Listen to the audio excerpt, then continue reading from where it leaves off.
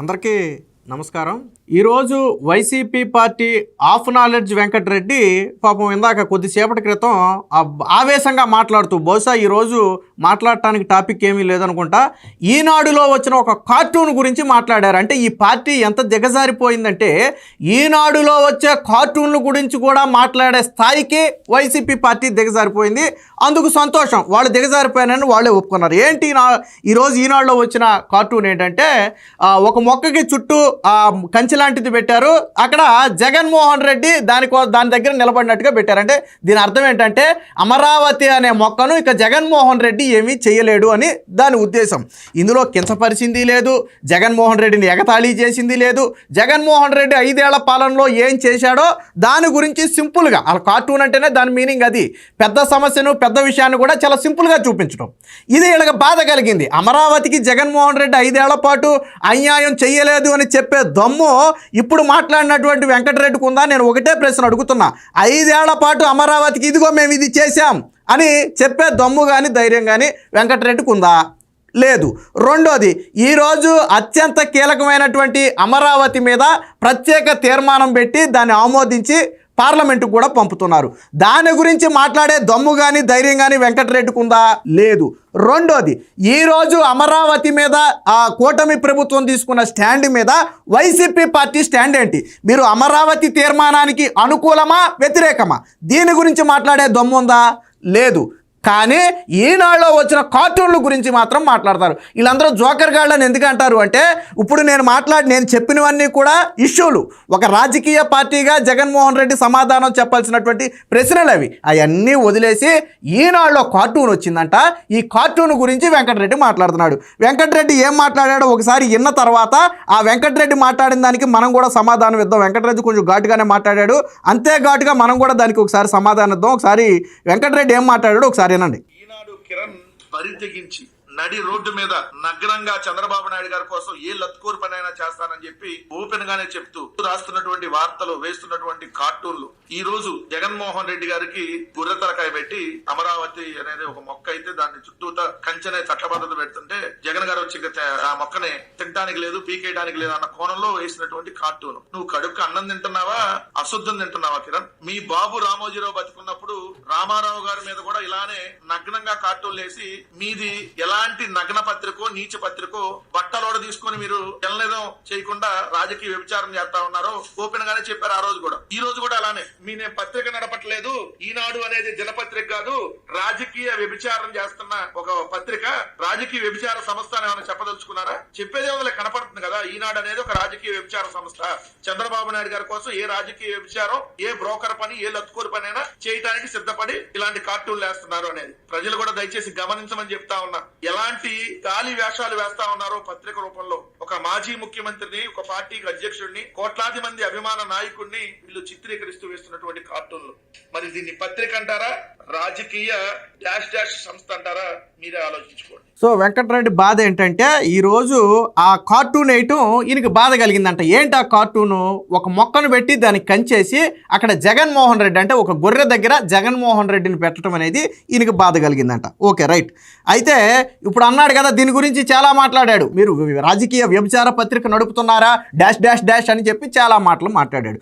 ఇదే వెంకటరెడ్డిని నేను అడుగుతున్నా, వైసీపీ పార్టీ సాక్షి పత్రికలో వివేకానందరెడ్డి హత్య జరిగిన మర్నాడు నరాసుర రక్త చరిత్రని చంద్రబాబు గారి చేతిలో కత్తిపెట్టి ఒక వార్త రాశారు కదా. మరి చంద్రబాబు గారి హత్య చేశారా? చంద్రబాబు గారి పాత్ర ఉందా హత్యలో? ఎవరి పాత్ర ఉంది హత్యలో? హత్యలో వైఎస్ అవినాష్ రెడ్డి పాత్ర ఉంది, ఆయన తండ్రి పాత్ర ఉంది, జగన్మోహన్ రెడ్డి భారతీరెడ్డి పాత్ర ఉందని స్వయంగా కూతురు సునీత బహిరంగంగా చెప్పింది. సిబిఐ కూడా జగన్మోహన్ రెడ్డి దగ్గర మనుషులను తీసుకెళ్లి విచారించింది. తాడేపల్లి ప్యాలెస్ వరకు సిబిఐ నోటీసులు వచ్చాయి కదా. మరి ఇక్కడ సాక్షి అంటే భారతీరెడ్డి పేరు వాడితే బాగోదు కాబట్టి నేను జగన్ పేరే వాడతా. మరి జగన్మోహన్ రెడ్డి నడిపేది రాజకీయ వ్యభిచార పత్రికేనా? నేను జగన్మోహన్ రెడ్డిని అడుగుతున్నా, ఇది రాజకీయ వ్యభిచార పత్రిక కాదా?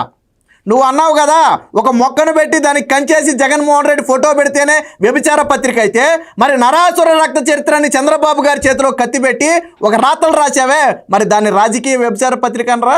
ఆ రోజు నోట్లో ఏం పెట్టుకున్నావు నువ్వు? చంద్రబాబు గారికి సంబంధం లేని ఒక విషయంలో నరాసుర రక్త చరిత్రని రాసినప్పుడు ఈ వెంకటరెడ్డి నోట్లో ఏం పెట్టుకున్నాడని నేను అడుగుతున్నా. నువ్వు ఇంకో మాట కూడా మాట్లాడావు, ఆ రాజకీయం కోసం ఎంతకైనా దిగజారుతారు నీ బాబు బ్రతుకున్నప్పుడు అని చెప్పి ఏదో పెద్ద పెద్ద మాటలు మాట్లాడావు. అంటే గతంలో ఇదే జగన్మోహన్ రెడ్డి రాజశేఖర్ రెడ్డిని కొట్టాడని చెప్తున్నారు చాలామంది. మరి నీ బాబు బతుకున్నప్పుడు నువ్వు కొట్టావు. అలాగే ఇప్పుడు నీ పార్టీలో ఉన్నటువంటి బొత్స సత్యనారాయణ ఆ రోజు రాజశేఖర్ రెడ్డి మరణం వెనక విజయమ్మ జగన్ రెడ్డి పాత్ర ఉందని మాకు అనుమానం ఉందని చెప్పాడు కదా. మరి ఆ రోజు నోట్లో ఏం పెట్టుకున్నావు నువ్వు?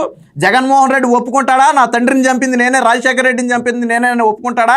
ఈ రోజు నీ పార్టీలో ఉన్నటువంటి బొత్స సత్యనారాయణ ఓపెన్ స్టేట్మెంట్ అది. ఈ రోజుకి ఆ స్టేట్మెంట్ సోషల్ మీడియాలో తిరుగుతుంది. ఒప్పుకుంటావా నువ్వు? అంటే నీకు ఇక్కడ ఒక మొక్కను పెట్టి మొక్క చుట్టూ కంచేస్తే నీకు అంత బాధ కలిగిందే. మరి ఆ రోజు సంబంధం లేని ఒక దాంట్లో చంద్రబాబు గారిని హంతకుడిగా చూపిస్తూ నరాసుర రక్త చరిత్ర అని చెప్పి ఆయనకి హత్యను అంటగట్టావే, మరి ఆ రోజు ఏమనిపించలేదా? నిజంగా నువ్వు అన్నట్టుగా ఈనాడు వ్యభిచార పత్రిక అయితే, రాజకీయ వ్యభిచార పత్రిక అయితే, అందుకు 100 రెట్లు సాక్షి రాజకీయ వ్యభిచార పత్రిక. ఒప్పుకోవాలి నువ్వు. ఇక్కడ అమరావతికి జగన్మోహన్ రెడ్డి అన్యాయం చేశాడా లేదా? ఎస్ చేశాడు. 5 ఏళ్ల పాటు అన్యాయం చేశాడు. చేసిన అన్యాయాన్ని కార్టూన్ రూపంలో చూపించారు. మరి నువ్వు ఏకంగా ఒక వార్త నడిపి, ఒక స్టోరీ నడిపి, గొడ్డలిపోటుని గుండెపోటుని సాక్షిలో చెప్పి, సొంత తల్లికి చెల్లికి వెన్నుపోటు పొడిచి, చివరికి సునీతను కూడా నమ్మించి వెన్నుపోటు పొడిచి, హంతకుడైనటువంటి అవినాష్ రెడ్డిని సొంత పార్టీలో పెట్టుకుని ఈ రోజు ఎంపీగా గెలిపించుకుని పక్కన పెట్టి తిరుగుతున్నాడే, సిగ్గనిపించలేదా మీకు? ఒక వార్త గురించి మీ ఇట్లా సాక్షిలో ఎన్ని వార్తలు రాశారు? నువ్వు ప్రజలు గమనించాలని చెప్పేది చివరి ఒక మాట మాట్లాడు. ప్రజలన్నీ గమనించారు కాబట్టే మొన్న జరిగిన ఎన్నికల్లో మనకు 11 సీట్లు ఇచ్చారు. ప్రజలన్నీ గమనించారు. 5 ఏళ్ల పాటు చంద్రబాబు గారి పాలన చూశారు, 5 ఏళ్ల పాటు నీ పాలన చూశారు. ఇద్దరి పాలన చూసిన తర్వాత జగన్మోహన్ రెడ్డి అనే వ్యక్తి రాజకీయాలకు పనికిరాడు, ప్రతిపక్ష హోదాకు కూడా అర్హత లేదని చెప్పే 11 సీట్లకు పరిమితం చేస్తే ఈరోజు రాష్ట్రంలో కనీసం తలెత్తుకుని తిరగలేక బెంగళూరు ప్యాలెస్లో పడుకుంటున్నాడు. ఎందుకు పారిపోయాడు ఈరోజు జగన్మోహన్ రెడ్డి? అసెంబ్లీలో తీర్మానం జరుగుతుంది కదా, నిన్న సజ్జల రామకృష్ణారెడ్డి చేత అమరావతికి మేము అనుకూలమని చెప్పించాడు కదా.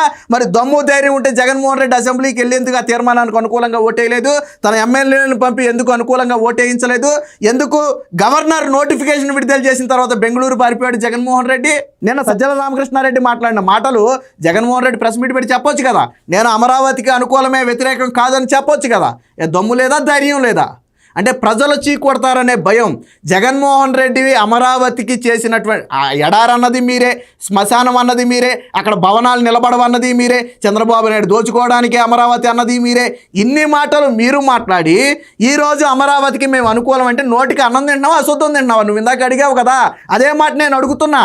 జగన్మోహన్ రెడ్డి కావచ్చు, భారతీరెడ్డి కావచ్చు, ఆ సాక్షి పత్రికను నడిపే ఎవడైనా కావచ్చు, నోటికి అన్నం తింటున్నారా, అశుద్ధం తింటున్నారా? మరి ఆ రోజు నరాసుర రక్త చరిత్ర అని రాసినప్పుడు నోటికి అన్నం తినేవాడైతే ఎవడు రాయుడే?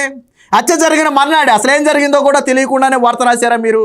ఇక్కడ 5 ఏళ్ల పాలన చూసిన తర్వాత వేసినటువంటి కార్టూన్ ఇది. హత్య జరిగిన మర్నాడే ఏం జరిగిందో తెలియకుండా వార్త రాశారు మీరు. మరి దీనికి ఏం చేయాలా?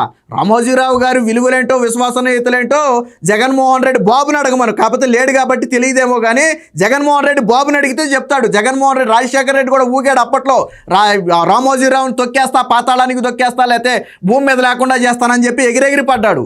చివరికి రాజశేఖర రెడ్డి అన్నీ మూసుకుని కూర్చున్నాడు. ఆ విషయం నీకు తెలియకపోవచ్చు, మీ నాయకుడికి తెలియకపోవచ్చు. సీనియర్ నాయకుడు బొత్స సత్యనారాయణ అడగండి మీ పార్టీలో రామోజీరావు అంటే ఏంటి, ఆయన క్రెడిబిలిటీ ఏంటో.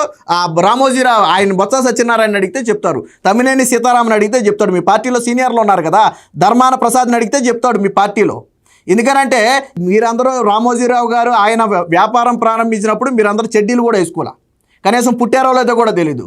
అలాంటి మీరు రామోజీరావు గారి విలువల గురించి, విశ్వసనీయతల గురించి మాట్లాడటం. మన సాక్షి పత్రిక విలువ విశ్వసనీయత ఏంటో, ఈనాడు విలువ విశ్వసనీయత ఏంటో మన ఎన్నికల్లో ప్రజలు చూశారు. జగన్మోహన్ రెడ్డికి 5 ఏళ్ల పాటు మన సాక్షిలో జాకీలు పెట్టి లేపితే ఎన్ని సీట్లు వచ్చినాయి? నీ సొంత పత్రికలో జగన్మోహన్ రెడ్డి రాముడు, దేవుడు, ప్రధాని కావాలని చెప్పి జాకీలు పెట్టి లేపుకున్నారు కదా, ఎన్ని వచ్చినాయి సీట్లు? 11 సీట్లు వచ్చినాయి. కాబట్టి సాక్షి పత్రికలో వచ్చింది ఏదో ఇదని, లేకపోతే ఈనాడు పత్రికలో వచ్చింది ఏది ఇదని కాదు. నీకు ఒకటే విషయం గుర్తుపెట్టుకో, ఈనాడు పత్రికలో గవర్నమెంట్ అడ్వర్టైజ్మెంట్ లేలా మీ హయాంలో. ఎందుకు వేయలేదో తెలుసా ఆయన?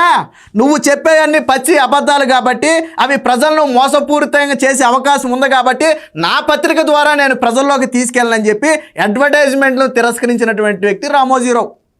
నీకు చరిత్ర తెలియకపోతే తెలుసుకో, నీకు చరిత్ర తెలియకపోతే తెలుసుకో. రామోజీరావు వైసీపీ హయాంలో అడ్వర్టైజ్మెంట్లు వేయలా, చివరిలో ఆయన వేయనన్నాడు. ఎందుకైనా అన్నాడు అంటే, జరిగే అసత్యాన్ని నేను నా పత్రిక ద్వారా ప్రజల్లోకి తీసుకెళ్ళను, మీరు ఇతర పత్రికలకు ఇచ్చుకోండి, నేను మాత్రం వేయనని చెప్పి ఖరాఖండిగా చెప్పినటువంటి వ్యక్తి. డబ్బు కోసం మీలాగా గడ్డి తినే వ్యక్తి కాదు. అదే సాక్షి పత్రిక మనం ఏం చేసాం? వాలంటీర్ల చేత, సచివాలయ ఉద్యోగుల చేత నెలకు 200 రూపాయలు ఇచ్చి 200 కోట్ల రూపాయలు సాక్షికి దోచిపెట్టాం. సాక్షిలో ఉద్యోగులందరినీ ప్రభుత్వంలో పెట్టి జీతాలు ఇచ్చి పని మాత్రం సాక్షి ఆఫీసులో చేయించుకున్నాం. సజ్జల రామకృష్ణారెడ్డి ఎక్కడి నుంచి వచ్చాడు? సజ్జల రామకృష్ణారెడ్డి సాక్షిలో జీతగాడు కదా. తర్వాత నువ్వు ప్రభుత్వంలో సలహాదారుడు పోస్ట్ ఇవ్వలేదా? చరిత్ర గురించి నువ్వు తీగలాగితే మేము డొంకంతా కదిలేలాగా లాగుతాం. కాబట్టి ఆఫ్ నాలెడ్జ్ వెంకటరెడ్డికి నేను చెప్పేది ఏంటంటే, నోరు ఒళ్ళు 2 అదుపులో పెట్టుకో. వ్యభిచారమో లేకపోతే XXX డాష్ అనేదో మాట్లాడావు, అంతకు మించి మాట్లాడవచ్చు. నేను మొదట్లోనే చెప్పా, ఈ పేరులో భారతీరెడ్డిని తీసుకురావాలి. సభ్యతా సంస్కారం ఉంది కాబట్టి నేను ఆ ప్లేస్లో జగన్మోహన్ రెడ్డిని పెట్టి మాట్లాడా. సో గట్టిగా మాట్లాడితే అందులో భారతీరెడ్డి పేరు వాడాలి. ఎందుకంటే సాక్షిని నడిపేది ఎవరు? భారతీరెడ్డి. కానీ సభ్యతా సంస్కారం ఉంది కాబట్టి నేను జగన్మోహన్ రెడ్డి పేరు పెట్టి మాట్లాడే ఇప్పుడు దాకా. మీకంటే ఎలాగా సిగ్గు, లజ్జ, మానవ అభిమానం అలాంటివి ఏమి ఉండవు. గుడ్డలోడ తీసుకుని రోడ్లంతా తిరుగుతారు. అలాగని మేము తిరగలేం, మీలాగా మేము గుడ్డలోడ తీసుకుని తిరగలేము. ఎందుకంటే నలుగురిలో కొన్ని నైతిక విలువలు పాటించే వ్యక్తులం కాబట్టి నీలాగా గుడ్డలోడ తీసుకుని తిరగలేము. ఇదికంట కార్టూన్ మీద అంట మీ పార్టీ ఏ స్థాయికి దిగజారిపోయిందంటే, ఈనాడులో వచ్చే కార్టూన్ గురించి మాట్లాడే స్థాయికి దిగజారిపోయారు. అది అందుకు ఒప్పుకున్నారు, థ్యాంక్స్. ఈ వెంకటరెడ్డి గారి వల్ల తెలిసింది ఏంటంటే, వైసీపీ పార్టీ ఈనాడు పత్రికలో వచ్చే కార్టూన్ స్థాయికి దిగజారింది. అది మీ స్థాయి అని ఈ రోజు నువ్వు ఒప్పుకున్నావు. ఆ కార్టూన్లో వీడికి తప్పు కనపడిందంట. నరాసుర రక్త చరిత్ర రాస్తే మాత్రం తప్పు కనపడలేదంట. చంద్రబాబు గారి మీద హత్యానేరం మోపితే మాత్రం తప్పు కనపడలేదంట.